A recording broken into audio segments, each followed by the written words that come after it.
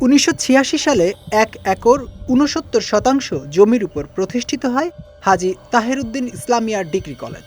2000 সাল থেকে কলেজ বাউন্ডারির মধ্যে একটি টিন শেড ভবনে শুরু হয় ডিগ্রির ক্লাস। বর্তমানে কলেজটির শিক্ষার্থী সংখ্যা 500।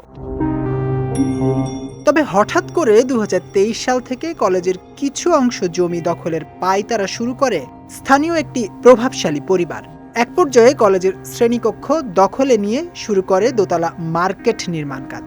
জমির কাগজপত্র না মেনে পূর্বপুরুষের সম্পত্তি দাবি করে দ্রুত সময়ের মধ্যে শ্রেণীকক্ষটি তাদের নিয়ন্ত্রণে নিতে মরিয়া হয়ে উঠেছে মহলটি।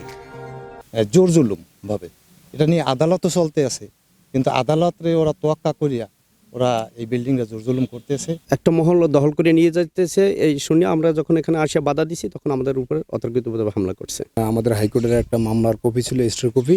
সেই স্টে কপি আমি যখন নিয়ে আসতে চাইছি, দেখাইছি তাদেরকে, তখন তারা দেখাবার সাথে সাথেই তারা আমার উপরে অতর্কিত হামলা করছে। কলেজের শ্রেণীকক্ষ দখলের সঙ্গে সঙ্গে কলেজের খেলার মাঠটিও দখল করেছে দখলদাররা। এমন অবস্থায় কলেজের জমি উদ্ধারে প্রয়োজনে আন্দোলনে যাওয়ার ঘোষণা শিক্ষার্থীদের। এই যে মাঠটা, খেলার মাঠটা দখলের কারণে এখন আর টুর্নামেন্ট হইতেছে না। একটা ফাইনাল খেলাও পেন্ডিং আছে, মানে হয় নাই। এই কলেজের যে জায়গা তারা নিজেদের দখল করতে চাইতেছে। এই জন্য আমরা ছাত্ররা চাইতেছি যে আমাদের কলেজের জায়গা জমি মানে কলেজের মধ্যেই থাকুক।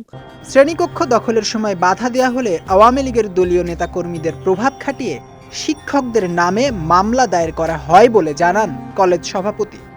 আসলে এখানে যদি একটা ভবন হয় বা মার্কেট হয়, যেটা শিক্ষা প্রতিষ্ঠানের জন্য অবশ্যই একটা দৃষ্টিকটু ব্যাপার।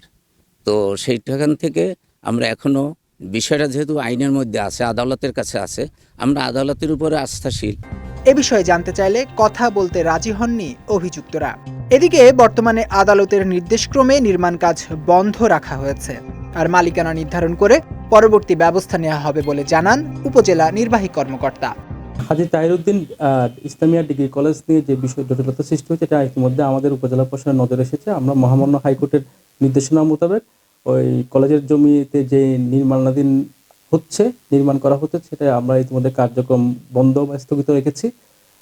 পরবর্তীতে মালিকানা নির্ধারণপূর্বক, জমির মালিকানা নির্ধারণপূর্বক আমরা পরবর্তী আইনানুগ ব্যবস্থা গ্রহণ করব।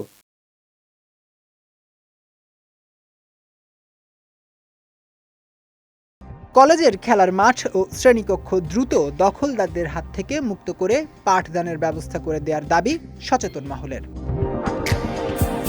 বিজয় টিভি নিউজ ডেস্ক।